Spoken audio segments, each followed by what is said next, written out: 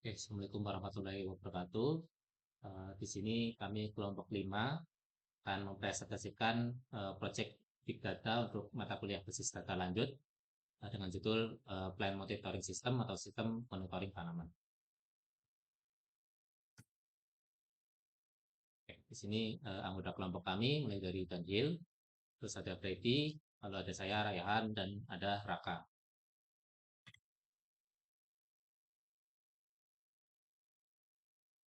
Nah, lalu untuk yang pertama yaitu arsitektur Big Data. Jadi data yang kita pakai itu bersumber dari dua sisi. Yang pertama itu dari microcontroller, yaitu sensor di tanaman, dan yang kedua itu data open weather atau API cuaca. Nah, data API ini dapat dikirim langsung melalui produser Kafka, tapi untuk data sensor harus terlebih dahulu dikirim melalui MQTT, lalu di bridge ke Kafka menggunakan layanan dari EMQX. Data-data ini kemudian akan disalurkan ke topik sesuai asal datanya, lalu nantinya akan diterima atau dikonsum jadi satu dan di store di Cassandra. Nah, data yang sudah ada di Cassandra ini nanti dapat diolah untuk mendapatkan forecast atau langsung dapat ditampilkan ke Streamlit untuk visualisasi. Nah, nextnya ini adalah sumber data yang kami pakai. Yang pertama itu dari IoT-nya itu atau data sensornya yang eh, memakai apa yang memakai data real time untuk data tanaman. Nah, dalam sistem IoT-nya ini juga sudah terdapat model AI untuk mengkalkulasi seberapa lama tanaman yang akan disiram pada pagi atau sore hari. Nah, kami juga menggunakan data dari Open Weather untuk membantu monitoring tanamannya.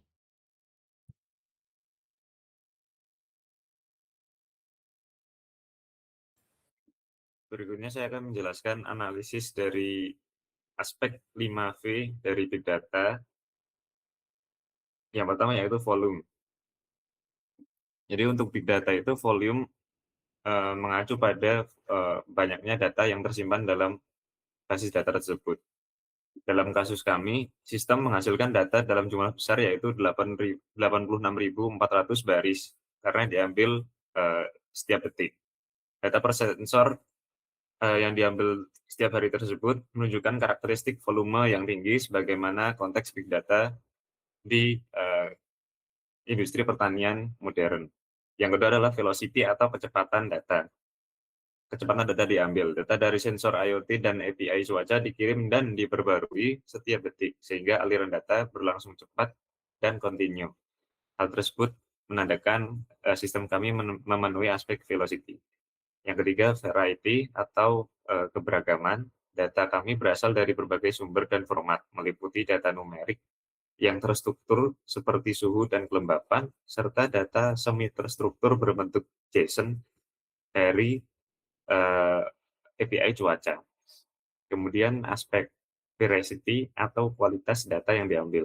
Kualitas data kami dijaga melalui proses atau melalui praproses menggunakan Pandas untuk menangani data hilang dan konsistensi penamaan kolom, sehingga data lebih andal untuk dilakukan analisis. Kemudian yang terakhir adalah aspek value. Sistem kami menghasilkan nilai atau value berupa prediksi data sensor dan keputusan penyiraman, termasuk kebutuhan dan durasi penyiraman. Hal tersebut berdampak pada efisiensi penggunaan air sesuai kebutuhan tanaman.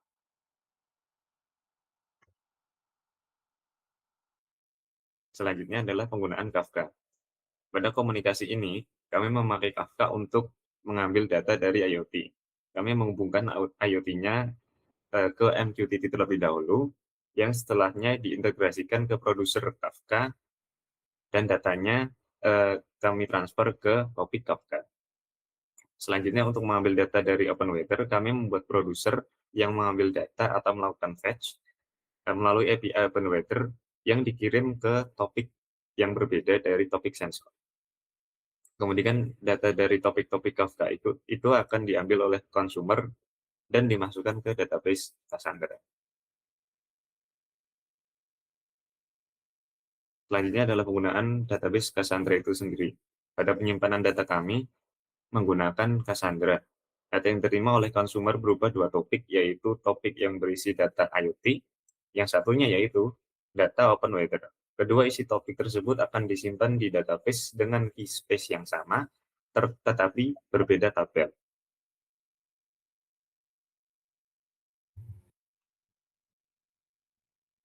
Kemudian pada proyek ini kami menggunakan Streamlit sebagai framework visualisasinya.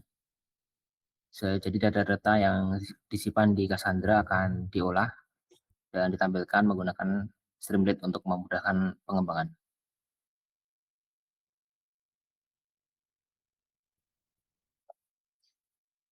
Di proyek ini kami membuat 4 tampilan utama. Yang pertama yaitu dashboard yang menampilkan status penyiraman dan status cuaca saat ini dengan grid metric real time yang menampilkan data-data dari sensor.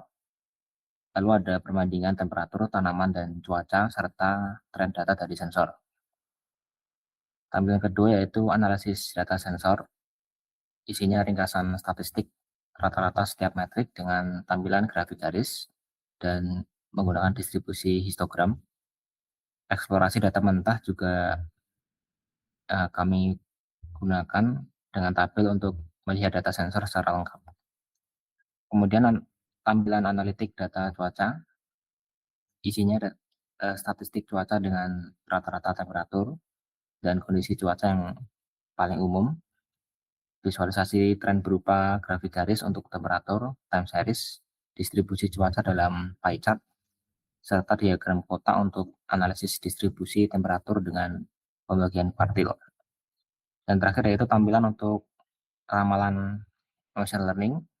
Kami menggunakan metode Holtz exponential smoothing, opsi pemilihan multifitur untuk target ramalan, kemudian pelatihan model yang terotomasi dengan optimasi parameter. Kemudian visualisasi ramalan menampilkan data historis dan prediksi dengan visual serta tabel data ramalan yang ditampilkan secara detail untuk direview secara manual.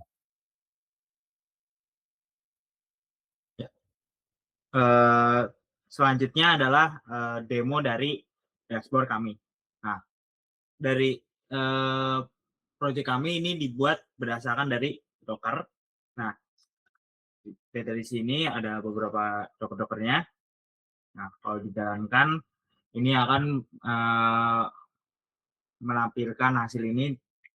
Terus Docker hanya menjalankan Docker Compose Up Minde. Nah, di dashboard ini terlihat bahwa ada current status, terus bawahnya ada real time measurement.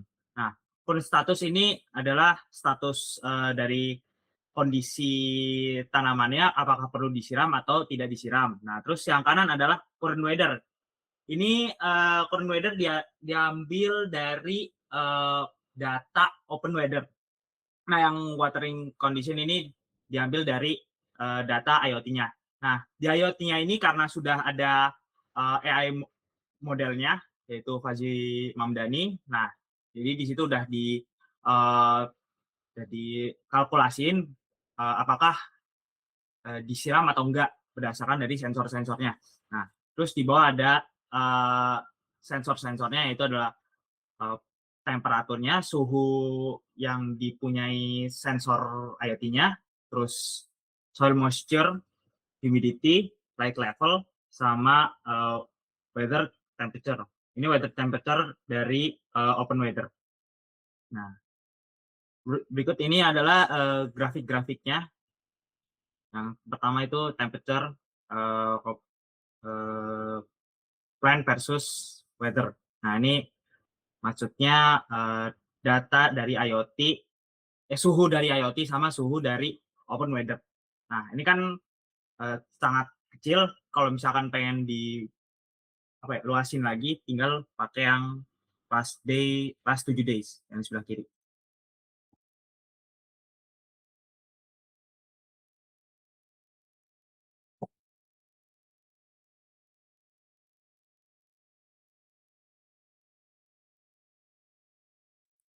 Ya, saya dari sini ini ngambil 5 hari yang lalu. Nanti 20 Desember ini pagi. Nah, terus ini peaknya siang. Siang sampai berapa nih? 33 Celcius, 33 derajat. Nah, terus kalau udah malam itu bisa sampai 26 derajat. Ini keesokan harinya, siangnya sekitaran 31 derajat, malamnya 25. Nah, terus ada juga sensor humidity, 5 hari, data dari 5 hari sebelumnya seperti ini. Terus soil moisture, ini karena kita hujan terus, terus tanamannya basah terus, jadinya grafiknya seperti ini. Jadi awal-awal pas lagi nggak begitu hujan, nggak begitu basah tanamannya, sekitaran 50-an, 48. Nah, kalau pas udah mulai hujan-hujan terus, itu udah kayak 79%, terus dan lainnya. Terus light level ini cuman sensor cahaya. Nah, kalau pagi ya gelap, terus kalau siang terang banget, sore, nah ini malam loh. Nah, terus selanjutnya ke sensor data analis.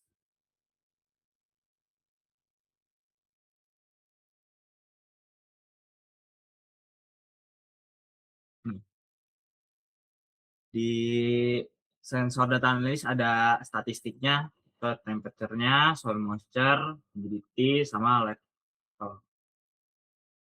Di sini kita bisa mengetahui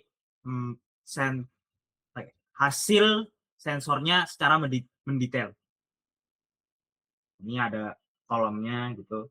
Kita lihat kalau misalkan yang paling banyak itu di suhu 26 derajat, yaitu malam, sekitaran tengah-tengah sini. Terus kalau soil moisture paling banyak yaitu 80-an% karena hujan terus. Dan humidity ini rata. Terus kalau light level itu hanya di 0 karena dominan gelap. Next ke weather data analysis. Ini weather data analysis itu dari Open Weather.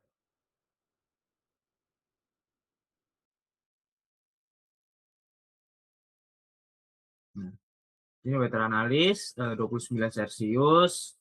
Ini berarti clouds, berarti berawan. Data yang diambil itu 24. Karena data dari IoT ini per detik, tapi untuk weather API ini per menit. Open Weather ini juga sebagai data pembantu saja. Ini kurang lebih kayak gini diagramnya. Yang satu, yang kiri ini trennya, yang kanan ini mayoritasnya clouds, terus yang sebelumnya itu rain. Selanjutnya ke ML forecast.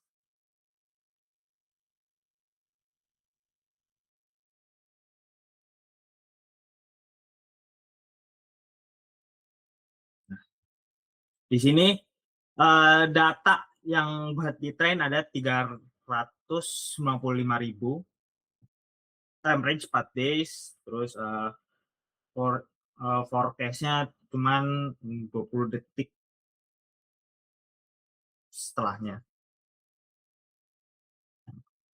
600 detik berarti sekitaran 600 detik. Kita coba terus run forecast.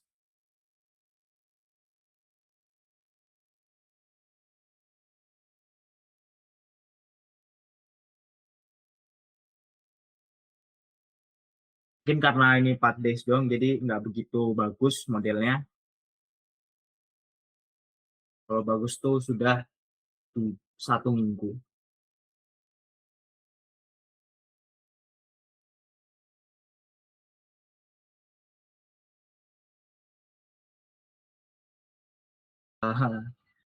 Sudah terlihat di sini datanya.